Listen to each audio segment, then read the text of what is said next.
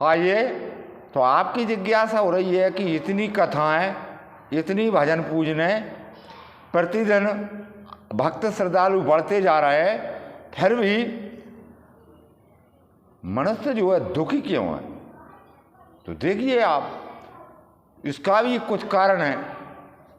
इस कलयुग में, घोर कलयुग में, वैसे तो ये बताया है कि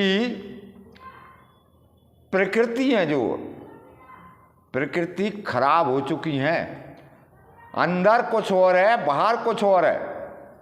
इसीलिए प्रवृत्ति खराब होने के कारण प्रकृति खराब हो चुकी है। अंदर की प्रवृत्ति खराब है, दिखने में कुछ और है और अंदर से कुछ और है। इसलिए सुनिए, हमारे बाबा श्री रामचरितमानस में गोस्वामी तुलसीदास जी महाराज क्या कहते हैं। जितनी ये राम कथाएं हो रही हैं, भागवत कथाएं हो रही हैं, भजन पूजन हो रहा है, तो उन्होंने क्या कहा है? उन्हें अधिकार ही नहीं है, सुनने का अधिकार नहीं है, ऐसा बताया है। क्यों? उन्होंने कहा है कि कई न क्रोधी है, लोभी है, कामी है, और जो न भजे सचराचर स्वामी है। यह कथा, राम कथा, राम भजन, राम के कार्य उससे ना कहे जो क्रोधी है, जो लोभी है, जो कामी है, जो भगवान का भजन न करता हो, उससे कहने की जरूरत नहीं है। द्विजद्रोही है न सुनई है कबहूं, सुरपति सरस होए नृप जबहूं।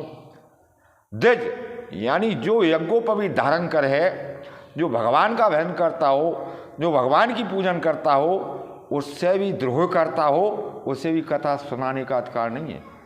वो द्विजद्रोही है, उसे कथा सुनने का कोई अधिकार नहीं है। ना उस पर लग रही हुआ कथा, न वो छोड़ सकता है क्रोध के लिए, न काम के लिए, न लोभ के लिए, न मोह के लिए, न अहंकार के लिए, छोड़ नहीं सकता। उससे कथा ही बेकार है। तो देखिए, सुरपति सरस हो न जबई, चाहे वो राजा इंद्री क्यों ना हो, उससे भी भगवान की कथा कहना नहीं चाहिए, क्योंकि उसे अधिकार ही नहीं है। तो गैर अधिकारी जो है इस कार्य को करेंगे, तो उनकी जो अंदर की प्रवृत्ति है वह खराब है, और प्रवृत्ति खराब होने से प्रकृति भी खराब है।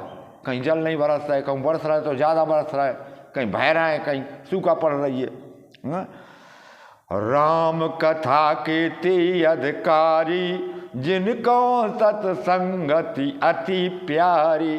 भगवान की कथा का अधिकार उन्हीं को है जो साधु संतों की संगति करते हैं, उन्हीं को है। वे ही बता सकते हैं। ये बड़े बड़े गुण हैं, वो शांति, शील, सत्य, दया, धर्म, और जो भी उसे पचाने की शक्ति है, वो गुरु कृपा बिना प्राप्त हो नहीं सकती है।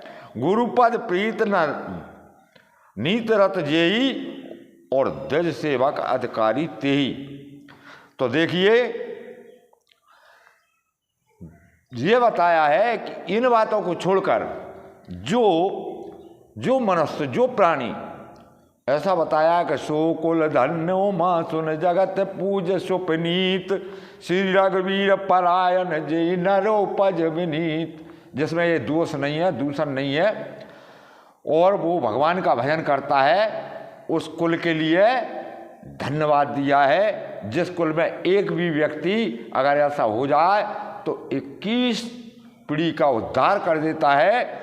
जो भगवान के चरणारविंदों का प्रेमी हो, दुनिया की बातों में ना हो, जिसे ऐसा अहंकार ना हो कि मैं भजन करता हूँ, मैं भजन करवाता हूँ, मैं दान देता हूँ, मैं ऐसा करता हूँ, वैसा करता हूँ। इसके जो नहीं बसी, वही व्यक्ति इसमें पार पा सकता है, वही भगवान का भजनानंदी कहा सकता है।